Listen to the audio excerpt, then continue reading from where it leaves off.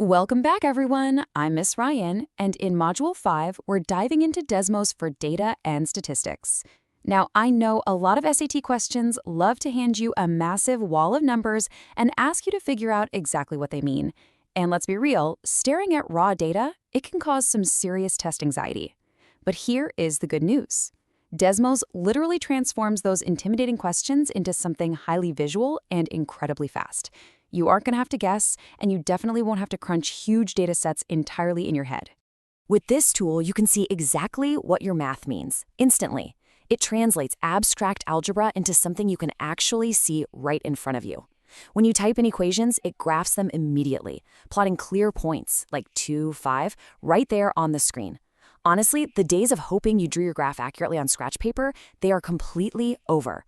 Desmos does all the heavy lifting, which frees up your brain to focus on the logic of the question instead of the mechanics of drawing. It's a total game changer.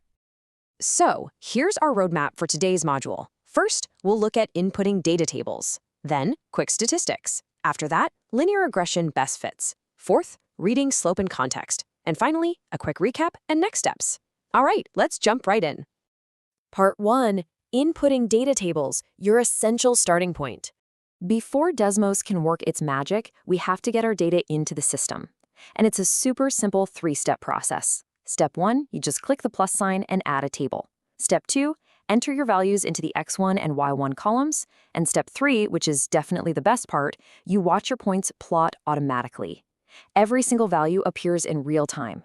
This means you can instantly spot trends, identify clusters, and catch any weird outliers literally just by glancing at the screen as you type. Now, what's honestly a massive relief for test day is that any edits you make update the graph live. Look, we all make typos when the clock is ticking down, right? If you accidentally type a 50 instead of a 5, you do not have to delete the whole table. Just click, edit that one number, and the graph updates itself instantly. No redrawing needed whatsoever. I promise you this feature alone is going to save you precious minutes. Okay, moving on to part 2, quick statistics, and how to skip those awful hand calculations. Desmos completely eliminates the pain point of calculating tedious statistics by hand.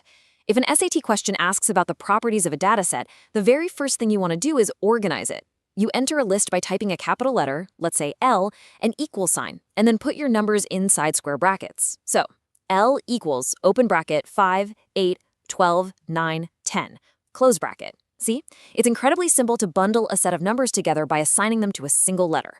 But the absolutely crucial point is what you do next with that list L.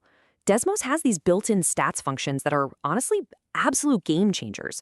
Once your list is in, you just type mean, parentheses, L, to get the average. Type median, parentheses, L, for the middle value. And for standard deviation, which normally takes forever by hand, you literally just type STDEV, parentheses, L, for a sample, or STDEVP, parentheses, L, for a population. The very second you type that closing parentheses, your exact answer just pops up. No long division, no complex formulas to memorize. And here is the true dynamic power of this tool. Say a question asks, what happens to the mean if the number 12 is replaced by 24? Well, you just go into your list, change the 12 to a 24, and watch your results update instantly. You physically see how changing a single number shifts the center and the spread of your data. It completely takes all the guesswork right out of those tricky conceptual questions.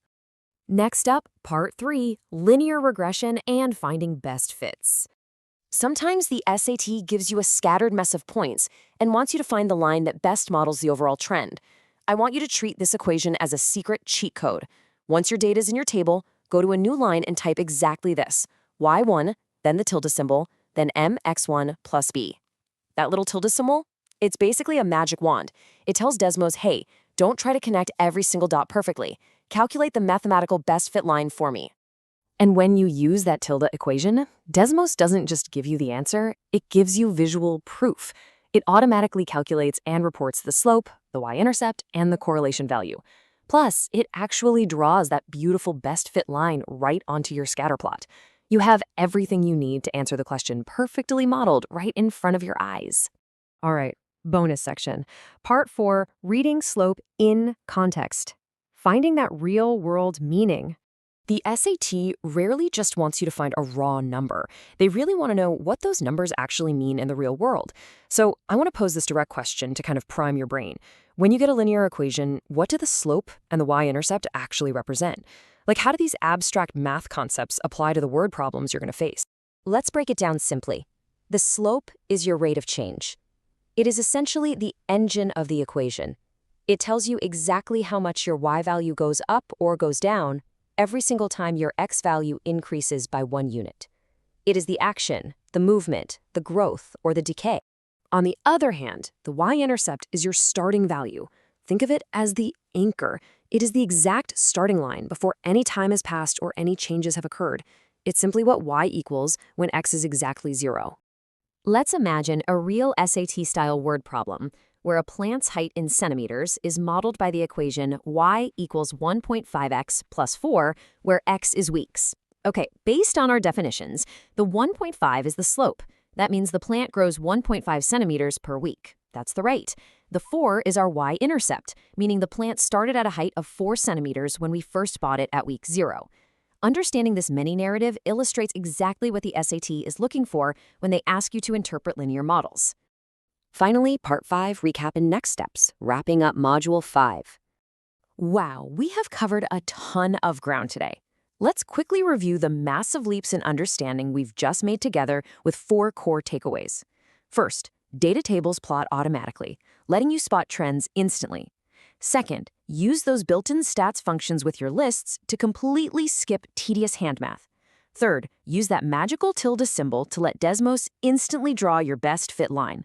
And finally, always remember that slope is your rate of change and the intercept is your starting value. You now have the exact tools you need to handle SAT data questions effortlessly. Next up is our final module, test day strategies and putting it all together. So I want to leave you with this. What if the absolute hardest math problem on your next SAT takes you less than 10 seconds to solve? Well, we're going to take everything we've learned and apply it to actual test conditions to make that a reality. Keep practicing, stay confident, and I will see you in the final module.